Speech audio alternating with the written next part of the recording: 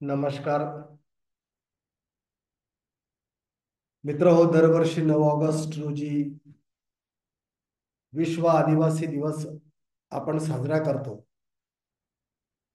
आणि याविषयीच आपण काही प्रकाश टाकता येईल का या दृष्टिकोनातून आज बोलणार आहोत. पृथ्वीवर कधी काळी असणारे डायनासोर सारखे अजस्र जीव खगोलीय घटनांमुळे नामशेष झाले. त्यानंतरच्या काळात आफ्रिका खंडातून मानव प्राण्यांची उत्क्रांती झाली असं विज्ञान म्हणतात. आफ्रिकेतून उत्क्रांत मानव प्राणी विविध खंडांच्या प्रवासासोबत निरनिराळ्या खंडांपर्यंत प्रवास करून गेला आणि नंतरच्या काळात त्या खंडातील वातावरणाशी जुळवून घेत अधिक उत्क्रांत होत गेला. या सर्व प्रवासात नंतर शब्द, बोली आणि पुढे भाषा, संवाद अशी उत्क्रांती होत गेली असली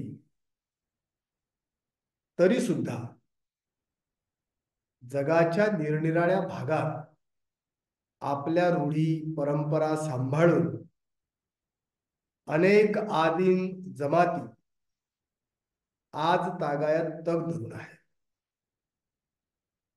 या जमाती किंवा मूल निवासी यांची बोलीभाषा, रूढी परंपरा आजही कायम असल्याचं आपणास दिसतं. जगात समाज व्यवस्था अस्तित्वात आली त्यानंतर राष्ट्रांची निर्मिती, साम्राज्यवाद आणि त्यानंतर युद्ध असाही प्रवास झाला. 19व्या शतकात 2 महायुद्ध झाली. या महायुद्धांमध्ये प्रचंड असा विध्वंस झाला आणि त्यानंतरच्या काळात अस्तित्वात असणाऱ्या सर्व देशांनी एकमेकांचे स्वातंत्र्य, अधिकार, मैत्री, समन्वय यांना प्रथमच मान्यता दिली.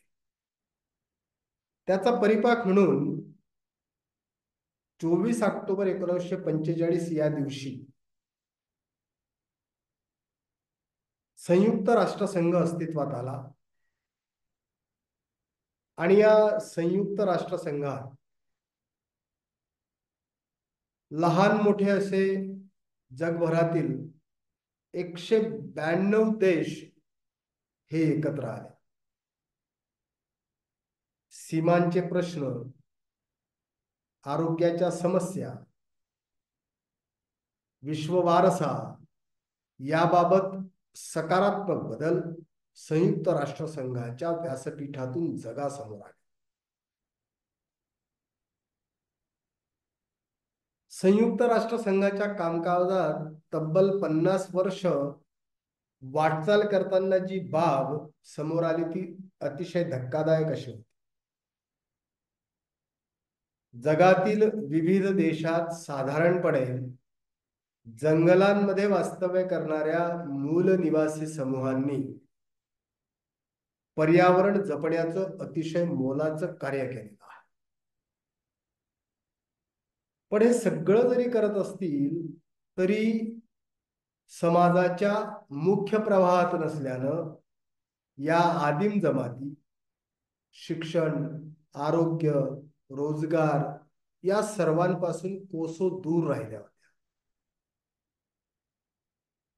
या मूल निवासी आदिम जमातीचे अस्तित्व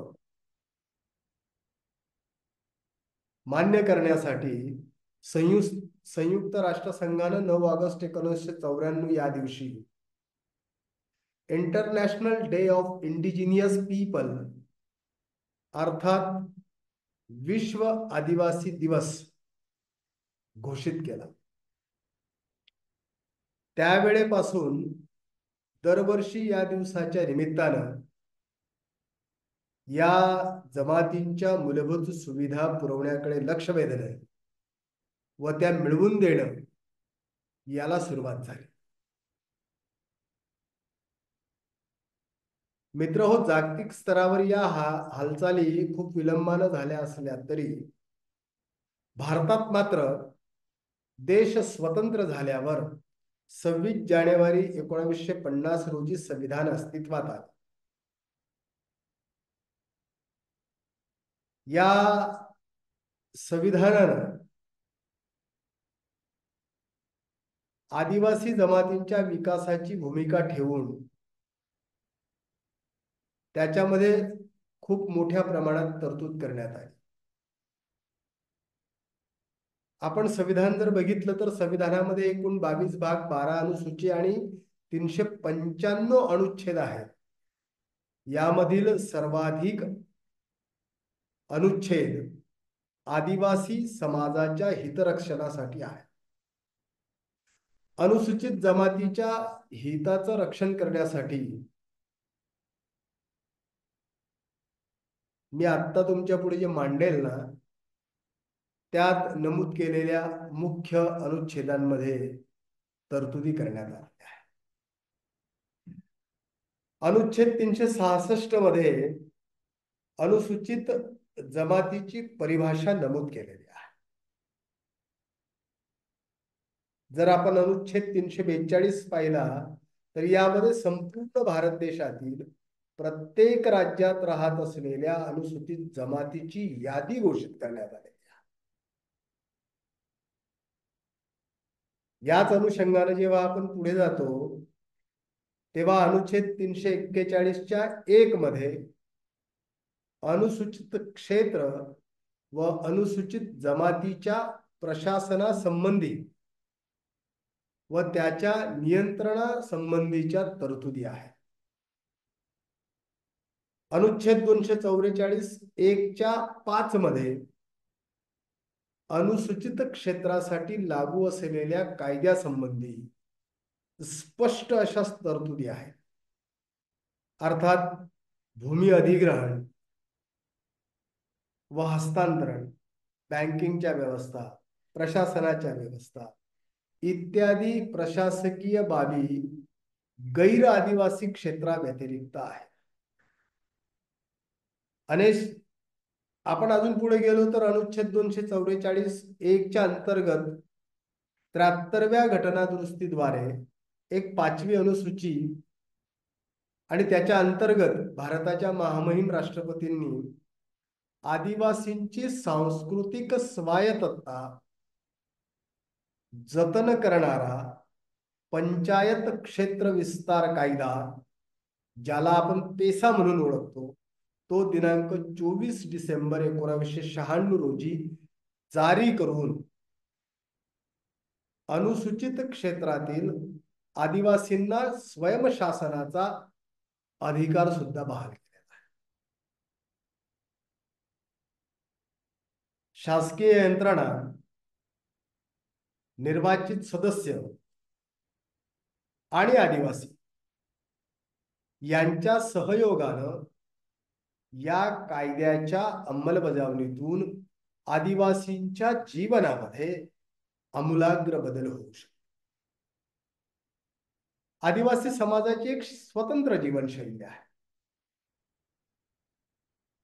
रूढी, प्रथा, परंपरा आणि सामाजिक कायदे यांच्या आधारे स्वशासन अशी त्यांची वैशिष्ट्यपूर्ण समाज व्यवस्था अस्तित्वात आहे आणि होती सुद्धा. इंग्रजांच्या काळामध्ये त्यांचा जमीन व जंगलावरील हक्क हा हिरावला गेल्याने त्यांच्या त्या स्वयंपूर्ण समाज व्यवस्थेला तडा गेला आणि त्यांचे जीवन परावलंबी झाले. त्यामुळे त्यांना विविध समस्यांना तोंड द्यावे लागत आहे. पेसा कायद्याने आदिवासी समाजाला त्यांचे अधिकार पुन्हा बहाल झाले. पेसा कायद्याचे जे प्रमुख आहेत किंवा पेसा कायद्याचे प्रमुख सूत्र जे आपण म्हणतो ते आदिवासींची संस्कृती, प्रथा, परंपरा यांचं जतन संवर्धन करणं आणि ग्रामसभेच्या माध्यमातून आदिवासींची स्वशासन व्यवस्था बळकट करणं असा त्याचा अर्थ आहे. पेसा कायदा हा महाराष्ट्रातील 12 जिल्ह्यातील आदिवासी बहुल गावांना लागू होतो. या पेसा कायद्याच्या अंतर्गत सामाजिक हित, रूढी, परंपरा, प्रथा व सांस्कृतिक ओळख या साऱ्यांचं जतन आणि संवर्धन करण्यास, तसंच सामूहिक मालमत्तेचं व्यवस्थापन करण्यास आणि आपसामध्ये जे तंटे असतील ते मिटवण्यासाठी ग्रामसभा सक्षम आहे. यामध्ये आरक्षणाची सुद्धा एक तरतूद केलेली आहे. लोकसंख्येच्या प्रमाणामध्ये, परंतु निम्म्यापेक्षा कमी नाही इतके पंचायत राज संस्थांमध्ये लोक प्रतिनिधी पदाचं आरक्षण, मग यामध्ये तुमचे सरपंच आले आणि इतर पदाधिकारी सुद्धा यामध्ये अंतर्भूत आहे. जमीन हस्तांतरणावर निर्बंध, भूमी संपादन व पुनर्वसन, कृषी गौण वन उपज, लघुजल साठे, गौण खनिजे, सावकारी परवाना, बाजार व्यवस्थापन, गावाचा विकास व आर्थिक व्यवस्थापन, अंमली पदार्थांचं नियमन, या सर्व बाबी या पेसा नावाच्या कायद्याच्या अंतर्भूत असून ग्रामसभेला त्याचे पूर्ण अधिकार आहे.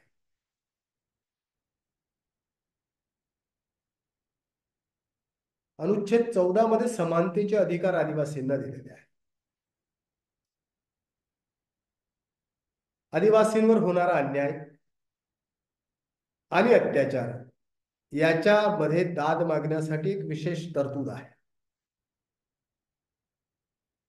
यासाठी अनुसूचित जाती जमाती अत्याचार प्रतिबंधक कायदा 1989 लागू करण्यात आलेला आहे.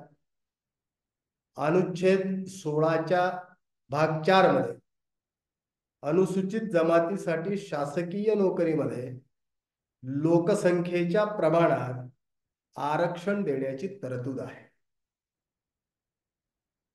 आणि मग अनुच्छेद 23 मध्ये मानवी व्यापार आणि जबरदस्ती काम करून घेणं याविरुद्ध संरक्षण मिळवण्यासाठी एक विशेष तरतूद करण्यात आलेली आहे. अनुच्छेद 330 मध्ये विधानसभेत व 332 प्रमाणे लोकसभेत अनुसूचित जमातीच्या आरक्षणाची तरतूद करण्यात आलेली आहे. आदिवासींना समाजाच्या मुख्य प्रवाहात येणं शक्य व्हावं यासाठी आदिवासी बहुल जिल्ह्यामध्ये विविध सुविधा सुनिश्चित करण्यासाठी केंद्र आणि राज्य शासन स्तरावर स्वतंत्रपणे आदिवासी विकास मंत्रालय स्थापन करून हमखास असा निधी या विकास कामांना दिला जातो. राज्यात गडचिरोली, नंदुरबार आणि पालघर हे जिल्हे मुख्यत्वे करून आदिवासी बहुल जिल्हे आहेत. या जिल्ह्यात भौगोलिक आव्हानांवर मात करत या सर्व समाजाला आरोग्य, शिक्षण, परिवहन अशा अनेक सुविधांनी जोडून मुख्य प्रवाहात आणण्याचं काम किंवा मुख्य प्रवाहात आणण्याचे प्रयत्न सातत्यानं सुरू आहे. आदिवासी विद्यार्थ्यांच्या शिक्षणासाठी आदिवासी आश्रमशाळा आणि वसतिगृह उपलब्ध करून दिलेली आहेत. केवळ इतकं करून होत नाही, तर इतर मुलांच्या बरोबरीनं त्यांना स्पर्धा करता यावी यासाठी या आदिवासी विद्यार्थ्यांसाठी नामांकित शाळांमध्ये शिक्षण देखील आता नव्यानं सुरू झालं आहे. या ठिकाणी आपल्या लक्षात येईल की या आदिम जमातींचा अधिवास हा अतिशय दुर्गम भागात आहे. त्यामुळे आरोग्य सुविधा पुरवणं देखील एक मोठं आव्हान आहे. मात्र यात दळणवळणाची साधनं आणि तंत्रज्ञानाची मदत आता घेतली जाते. गडचिरोली जिल्ह्यात मुख्यत्वे माडिया, गोंड तसेच परधान या आदिम जमाती आहेत. आदिवासींची मूळ भाषा माडिया आणि गोंडी या दोन मुख्य भाषा ज्या गडचिरोली जिल्ह्यामध्ये आहेत त्या मांडतात. या जमातीत मुख्य समाज भाषा रुजवताना त्यांची मूळ भाषा असणाऱ्या गोंडी, माडिया आदी भाषांचे संवर्धन कसं होईल याबाबतही अतिशय जाणीवपूर्वक प्रयत्न सुरू करण्यात आलेले आहेत. त्यांच्या रूढी, परंपरा यांची माहिती इतरांना मिळावी यासाठी प्रयत्न होत आहे. कधी काळी आदिवासी समाज म्हणजे जंगलात राहणारा, वस्त्रशून्य किंवा अर्धवस्त्र समाज अशी असणारी ओळख आता या आदिवासी समाजानेही पुसून मुख्य प्रवाहाची वाट धरली आहे. या समाजातून शिक्षित आणि स्पर्धा परीक्षांमध्ये नैपुण्य दाखवणाऱ्यांचा टक्का देखील आता वाढला आहे. मित्र हो, वर्तमानातून उज्ज्वल भविष्याकडे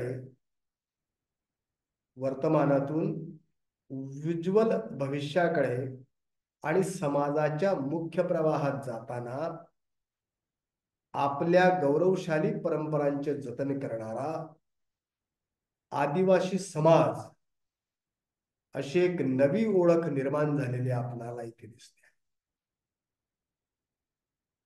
पण बंधूंनो, या आदिवासी समाजाला ढाल करून काही शक्तींनी मधल्या काळात या विकासात घोडा घालण्याचा प्रयत्न केला. मात्र जेव्हा जेव्हा खऱ्या खोट्याचा बोध या आदिवासी समाजाला झाला, तेच आदिवासी आज नक्षलवाद्यांनाही आपल्या विकासामध्ये आळवे येऊ नका असं छाती ठोकपणानं सांगताय. पोलीस दलाच्या सहाय्यानं नक्षलवाद्यांचा उघड विरोध करून इथं आता विकास वाटेवर वाटचाल सुरू झालेली आहे. आणि म्हणून अशा या आदिवासी दिनाच्या दिवशी विकासाकडे वाटचाल करणाऱ्या या आदिवासी समाजाला खूप खूप शुभेच्छा देताना आणि हा दिवस साजरा करताना अतिशय आनंद होतो आहे.